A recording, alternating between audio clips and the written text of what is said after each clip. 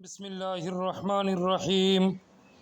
الحمد لله الذي لم يتخذ ولدا ولم يكن له شريك في الملك ولم يكن له ولي من الذل وكبره تكبيرا. الحمد لله الذي وحده والصلاة والسلام على من لا نبي بعده.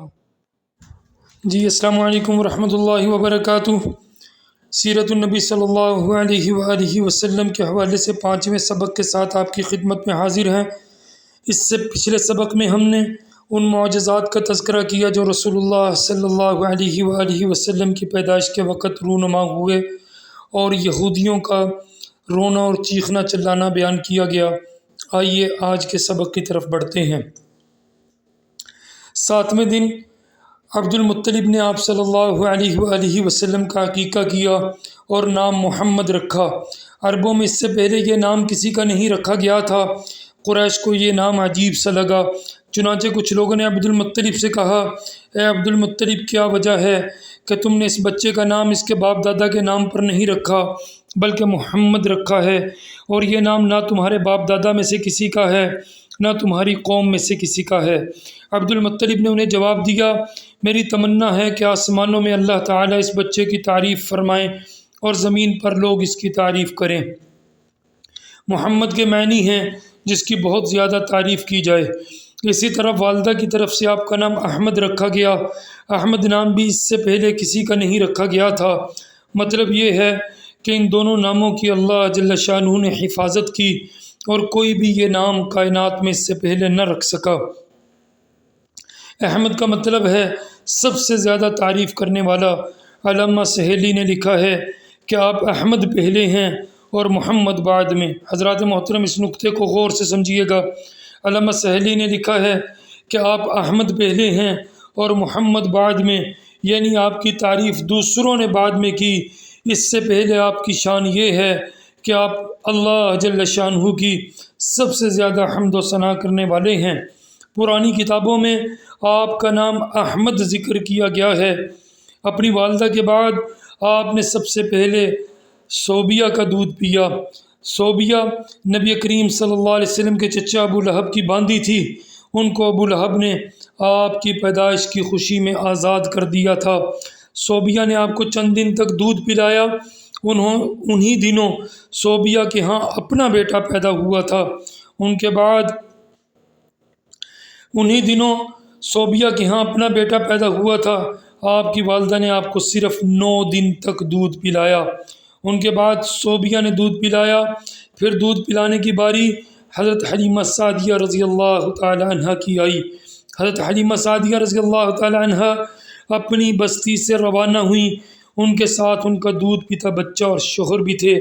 حضرت حلیمہ سعدیہ رضی اللہ تعالی عنہ دوسری عورتوں کے بعد مکہ میں داخل ہوئیں. ان کا خچر بہت کمزور اور مریل تھا. ان کے ساتھ ان کی کمزور اور بوڑھی اونٹنی بھی تھی. وہ بہت آہستہ چلتی تھی. ان کی وجہ سے حلیمہ سعدیہ رضی اللہ تعالی عنہ قافلے سے بہت پیچھے رہ جاتی تھی. اس دن بھی ایسا ہی ہوا. وہ سب سے آخر میں مکہ مکرمہ میں داخل ہوئیں. اس زمانے میں عرب کا دستور یہ تھا کہ جب ان کے ہاں کوئی بچہ پیدا ہوتا تو وہ دیہات سے آنے والی دائیوں کے حوالے کر دیتے تھے تاکہ دیہات میں بچے کی نشو و نما بہتر ہو اور وہ خالص عربی زبان سیکھ سکے. دائیوں کا قافلہ مکہ میں داخل ہوا. انہوں نے ان گھروں کی تلاش شروع کی جن میں بچے پیدا ہوئے تھے. اس طرح بہت سی دائیاں جناب عبد المطلب کے گھر بھی آئیں. نبی کریم صلی اللہ علیہ وآلہ وسلم کو دیکھا، لیکن جب انہیں معلوم ہوا کہ یہ بچہ تو یتیم پیدا ہوا ہے تو اس خیال سے چھوڑ کر آگے بڑھ گئیں کہ یتیم بچے کے گھرانے سے انہیں ملے گا کیا. اس طرح دائیاں آتی رہیں جاتی رہیں. کسی نے آپ کو دودھ پلانا منظور نہ کیا، اور کرتی بھی کیسے. یہ سعادت تو حضرت حلیمہ سعدیہ رضی اللہ تعالی عنہ کے حصے میں آنے تھی. جب حلیمہ رضی اللہ تعالی عنہ مکہ پہنچی تو انہیں معلوم ہوا سب عورتوں کو کوئی نہ کوئی بچہ مل گیا ہے، کیونکہ جیسا کہ پہلے بھی بتایا گیا ان کی اونٹنی بیمار تھی، مریل تھی، جس پر وہ تشریف لا رہی تھی. تو جب تک وہ مکہ پہنچی تو سب عورتوں کو کوئی نہ کوئی بچہ مل چکا تھا، اور اب صرف بغیر بچے کے رہ گئی ہیں. اور اب کوئی بچہ باقی نہیں بچا۔ ہاں ایک یتیم بچہ ضرور باقی ہے جسے دوسری عورتیں چھوڑ گئی ہیں۔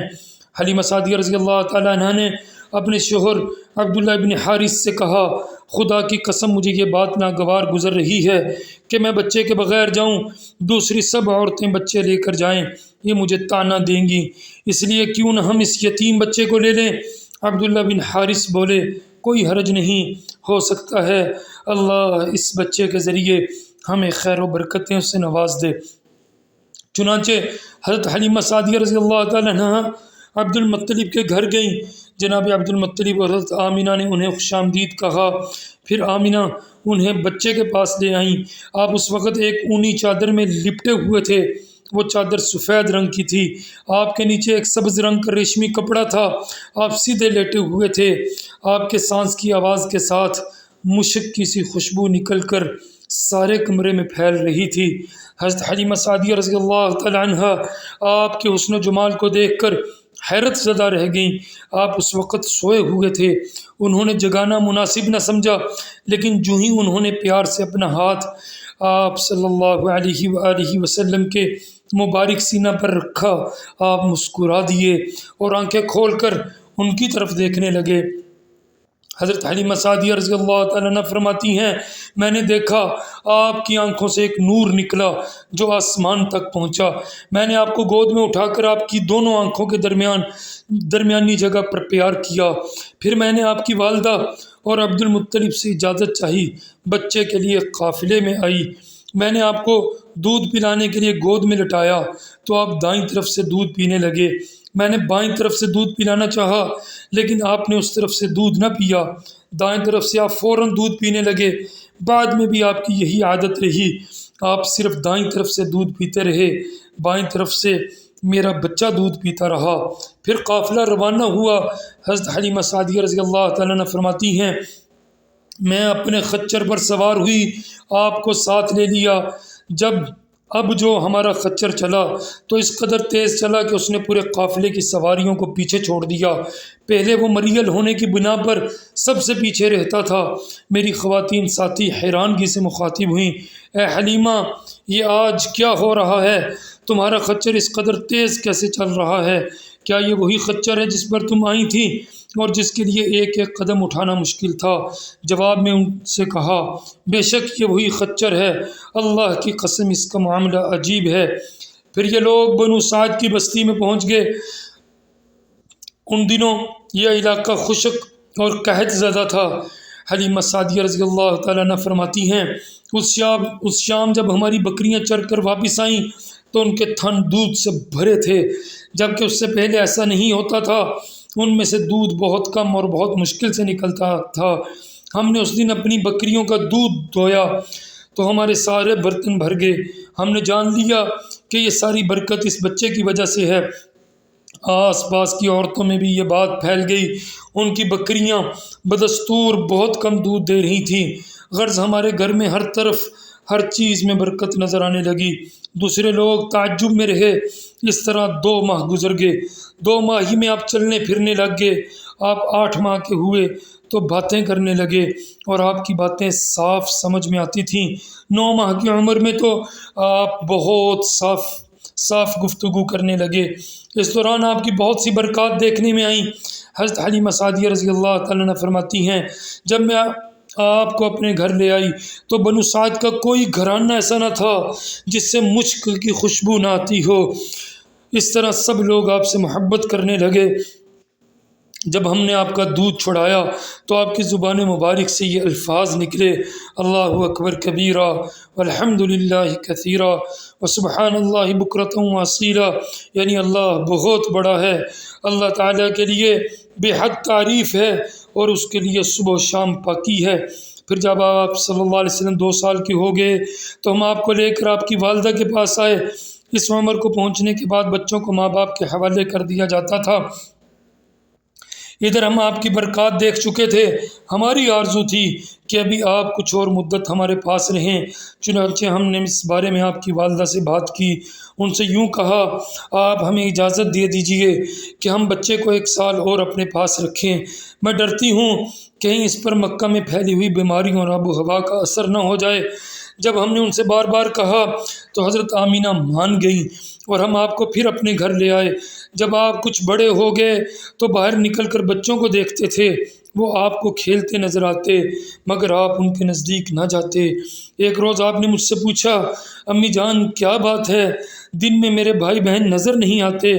آپ اپنے دودھ شریک بھائی عبداللہ اور بہنوں انیسہ اور شیمہ کے بارے میں پوچھ رہے تھے۔ حضرات محترم، یہ آج آپ کے نالج میں اضافہ ہے۔ ہم نے شیمہ کے بارے میں آج تک پڑھا اور آپ نے سنا، لیکن یہ بات یاد رکھ لیں، بی بی حلیمہ سعدیہ کے اس وقت 3 بچے، یعنی آپ صلی اللہ علیہ وسلم کے شریک بہن بھائی عبداللہ اور بہنوں میں انیسہ اور شیمہ کے بارے میں آپ نے پوچھا۔ حلیمہ رضی اللہ تعالیٰ عنہ فرماتی ہیں، میں نے آپ کو بتایا وہ صبح سویرے بکریاں چرانے جاتی ہیں، شام کے بعد گھر آتی ہیں، یہ جان کر آپ نے فرمایا تب مجھے ان کے ساتھ بھیج دیا کریں۔ اس کے بعد آپ اپنے بھائی بہنوں کے ساتھ جانے لگے، آپ خوش جاتے اور واپس آتے۔ ایسے میں ایک دن میرے بچے خوف زدہ انداز میں دوڑتے ہوئے آئے اور گھبرا کر بولے، امی جان جلدی چلیے ورنہ بھائی محمد صلی اللہ علیہ وسلم ختم ہو جائیں گے۔ یہ سن کر ہمارے تو ہوش ہی اڑ گئے۔